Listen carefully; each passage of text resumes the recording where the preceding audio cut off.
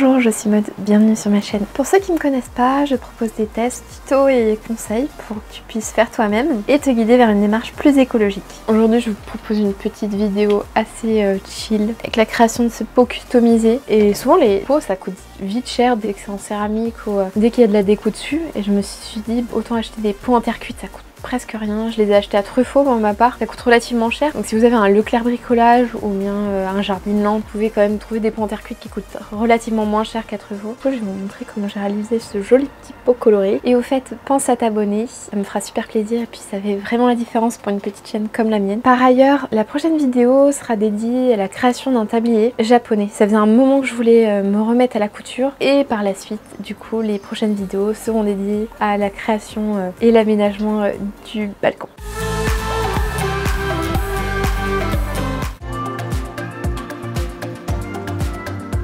Pour cela, j'ai cherché sur Pinterest des idées de formes que je pouvais faire sur un pot. Je me suis testée sur une feuille après pour voir ce que cela donnait. Pour les couleurs, je voulais qu'elles soient semblables à ce morceau de tissu, car mes coussins sur le balcon seront de cette couleur. J'ai ensuite préparé mes couleurs sur ma palette fleurs.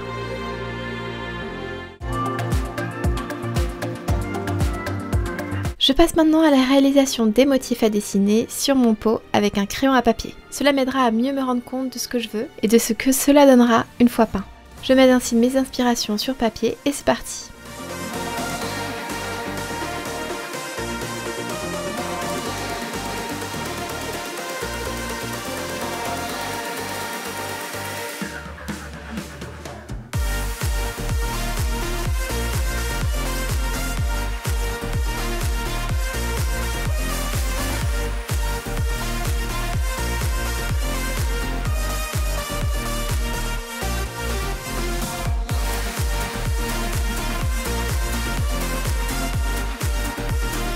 Maintenant, place à la peinture. Je voulais quelque chose de joyeux, tout en couleurs, donc ça va être vraiment arc-en-ciel le pot, mais c'est ce que je recherche. Avec les couleurs que tu auras choisies, peins ton pot à l'aide d'un pinceau, ou de plusieurs pinceaux selon l'épaisseur de tes traits. J'ai utilisé de l'acrylique dessus et j'ai repassé plusieurs couches sur les motifs.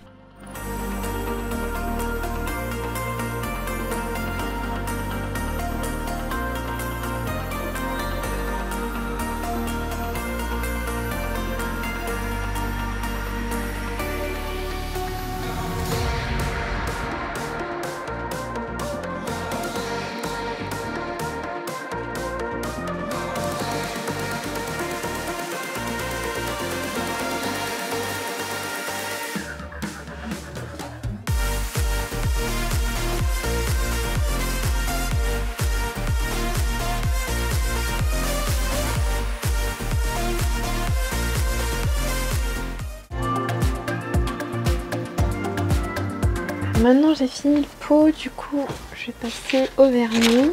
C'est juste pour le protéger, pas que la peinture elle s'en aille. Je sais pas encore combien de couches je vais mettre. Je vais en mettre une première pour vraiment protéger mon petit pot. Je ne sais pas si ce vernis va convenir, j'avais que ça. De l'huile de mobilier de jardin pour mes autres jardinières qui elles sont en bois, donc c'était pour les protéger elles, mais je pensais pas en fait faire un pot multicolore donc forcément je n'ai pas prévu le vernis pour, donc n'hésitez pas à me dire en commentaire normalement avec quoi je suis censée protéger la terre cuite. J'avoue, j'en ai aucune idée. Donc je l'ai fait avec ce que j'avais et tant pis. Non, il n'y a plus qu'à laisser sécher. Je vais peindre la petite soucoupe également. Est-ce qu'elle est sèche? Je vais mettre du vernis. Surtout, n'hésitez pas à me dire sous cette vidéo, vous, si vous avez déjà fait voilà, des petits pots décoratifs, ou même si vous avez déjà aménagé votre extérieur. Qu'est-ce que vous avez fait vous-même? Ça se trouve, ça me donnera des idées. Bon, je vais laisser sécher. Je vais vous montrer le résultat tout de suite. Bon, avant de montrer le résultat final, j'ai oublié de te dire que j'avais mis mon framboisier dedans. J'ai donc mis un rond de géotextile sur le fond du pot pour éviter que mes billes passent au travers et que le fond de mon pot pourrisse également. J'ajoute ensuite les billes d'argile sur 2-3 cm d'épaisseur, puis je commence à mettre le terreau. J'installe mon plant de framboise, puis j'ajoute à nouveau du terreau. Et voilà, le tour est joué. Voici mon magnifique pot de framboisier prêt à rejoindre mon balcon et lui redonner un petit peu de gaieté. Et puis tu vois, c'est pas bien compliqué. Allez, c'est à ton tour de jouer.